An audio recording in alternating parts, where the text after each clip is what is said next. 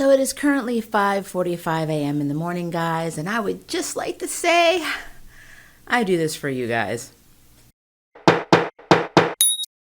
Hi guys, my name is Maria Park, and this is Approach to Nerd. And in this episode, we are reviewing Yashahime, Princess Half Demon, Episode 6, entitled The Cat Won at the Old Temple, which kind of gives a lot of the episode away if you're really thinking about the title.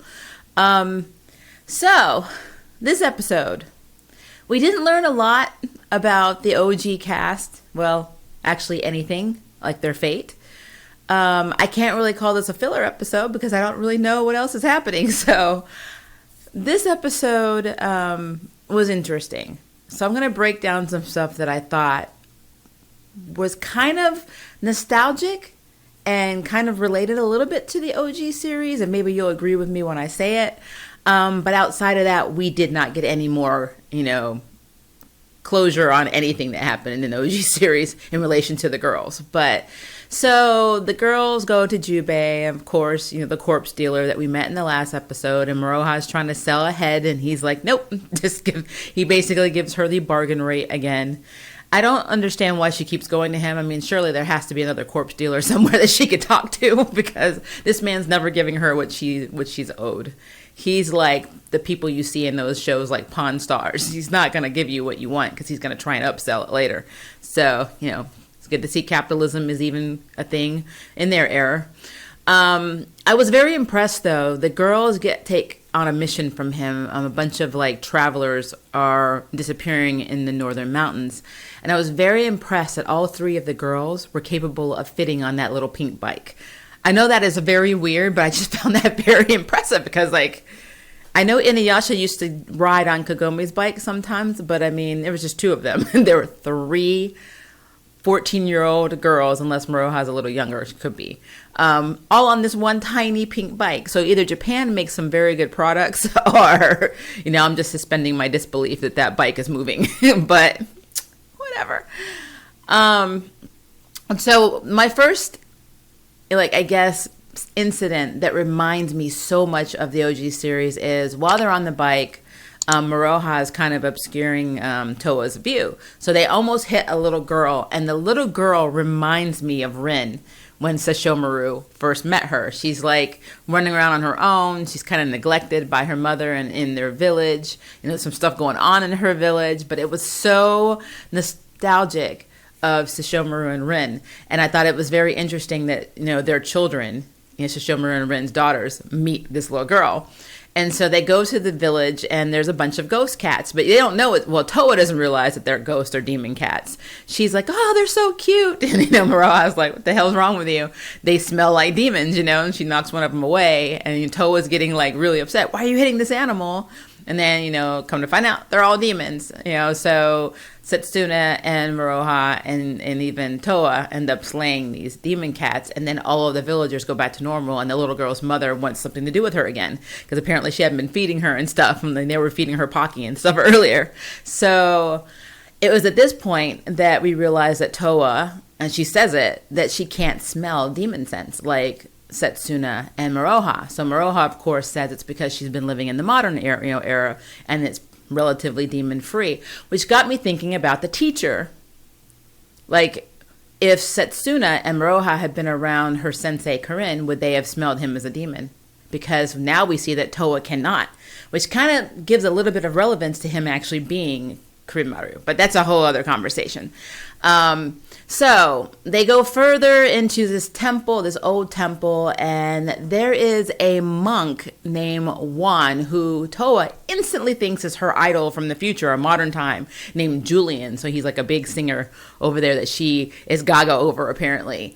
This is the second thing that reminded me of the OJ series. If you remember in the OG series, they had Akitoki Hojo, who has a crush on Kagome, even has his wife name herself Kagome, and he looks just like Hojo, who was the classmate during Kagome's time in her modern era, who also liked her. And Kagome would look at Akitoki Hojo and say, I wonder if that's Hojo's ancestor. And that whole Julian Juan thing totally reminded me of that. So I thought that was another nice little homage to the OG series. But yeah, so I think that's pretty much the only time outside of when Miyoga shows up and the girls are at the temple getting ready to fight, which we'll get to in a minute, where he starts dropping information about Inuyasha. Because I really think Miyoga is only really in this series just to give us backstory. That's basically it. He's like, remember, Inuyasha could do this, and Shomaru could do this. And that's literally his line. That's what he does. That's all he's got. But to be fair, that's kind of what he was in the OG series too. All right, so Juan tells the girls that he hadn't noticed any ghost cats and that people were like staying at the temple and there was never anything wrong. This was a red flag for me because right after this, Toa and the girls decide to pretend to sleep and allow themselves to be open for the ghost cats to attack. So if this is their basic demon slayer plan, how are some regular humans that were staying there going to fight off these ghost cats? So really, it just told you that Juan just lied to you. I mean, you already know these things are coming. You know that the old temple smells of demon. Why did you not put that together? Because I did like 20 seconds into the conversation, but whatever.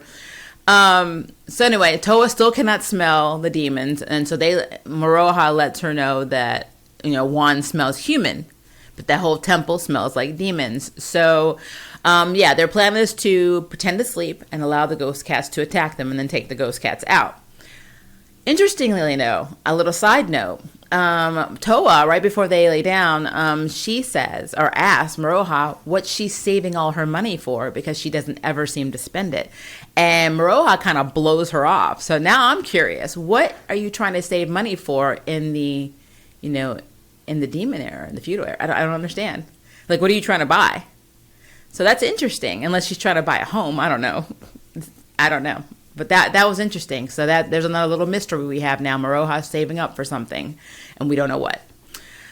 So anyway, suffice it to say, the ghost demon cats show up, and they, like, jump the girls, and they take them out. And then here comes Juan, I'm calling him Monk Juan. He comes running in and he talks about, I didn't know they were here. I guess that makes sense. It's my fault because there was a old priest who sealed a demon a long time ago and put it, the bones underneath the floorboards, which is true. This did actually happen. And so, Toa's like, let's go investigate. But she decides to stay with Toa decides to stay with Monk Juan, and the rest of Setsuna and Moroha go to investigate. And so they find these bones of this huge ghost cat, in this hole underneath the temple, which basically is reanimated and starts attacking them. And no matter what they do, they can't really keep it from, it basically breaks and then goes back together. Like, if you ever seen the original Power Ranger movie when they were fighting those skeletons and they kept putting themselves back together, it's kind of like that. But yeah, it was really interesting. And then, of course, Toa is inside with, Monk Juan. And Monk Juan he's already put these seals on the door. So she's thinking they're spiritual seals, but they're actually demonic seals because it's the demon. There's a demon possessing him. And it's the same demon that was buried underneath. So what Setsuna and Moroha are actually fighting are reanimated corpses made from the bones of humans that were eaten there. To make it look like they're fighting this ghost, cat, a huge, large ghost cat that's being controlled by the actual demon that's inside of, our Monk Juan. And so Toa doesn't want to kill him, but she also doesn't want anybody else to get hurt. She's always got this moral, compass going on where she's this whole dilemma that she doesn't want to kill, but she wants to save everybody.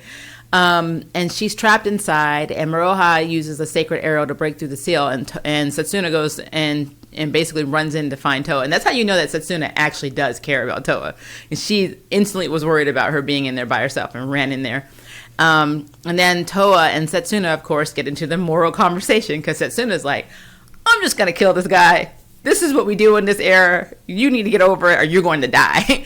And Toa's like, no, you've been to the future. You've seen the peace there. And I want to go back to that place because I promised May. And I'm going to get your memories back. And I refuse to hurt people and kill people. I'm like, oh boy. So Toa like literally decides that she wants to save Wan, and she refuses to let Setsuna kill him. And Setsuna's like, "Well, we're going to die." And then Myoga, of course, shows up, and he's like, "Well, Inuyasha knew how to steal demons' energy." I'm like, of course. So he's talking about Tetsaiga, and you're thinking that he's talking to Miroha, but no. Actually, it's Toa that uses her broken sword to seal. She binds the demon, and she's able to absorb the demon energy. And of course, Monk Wan is saved. And I just found that really amusing because in this episode, Toa can't smell demons.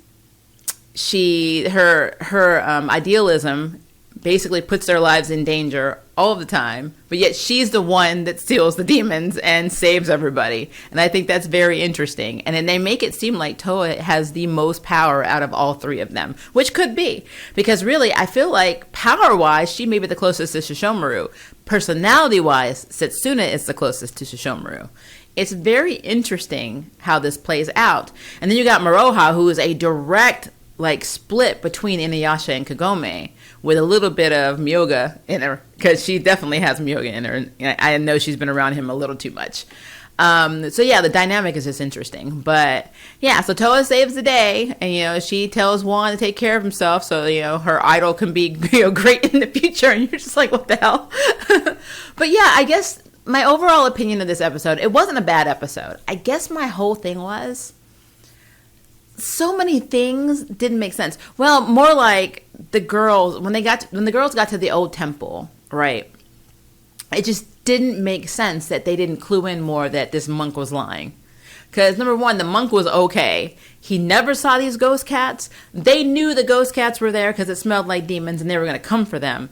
He just told you all these people stay there and nothing ever happens, which makes no sense. And then you got all these travelers that keep going missing. So it's like, hello? It didn't make sense that, oh, well, these ghost cats are obviously only going to attack us because we're the main characters. It's just stupid. So, none of them questioned that. And I just thought that was really interesting. But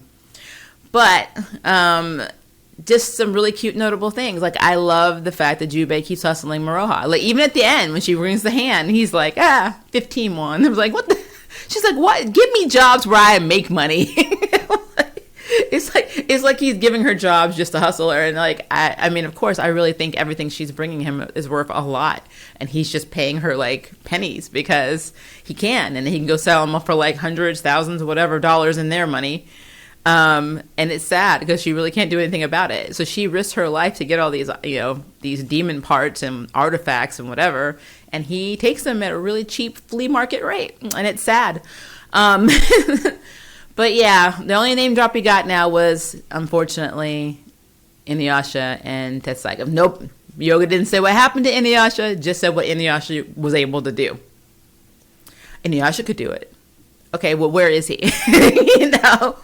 Go get him. That was interesting. But yeah, not a bad episode, guys. I would love to know what you think, though, so please leave me a comment below and let me know. And if you would like to sign up for Jury Duty, hit the subscribe button. If you'd like to know who's next to the nerd bell, hit the notification bell. Until next time, I can't wait for you to approach the nerd. Bye, guys. Thank you for watching my video. I really appreciate it. But hey, the party doesn't have to stop now. Click on one of these videos and keep it going.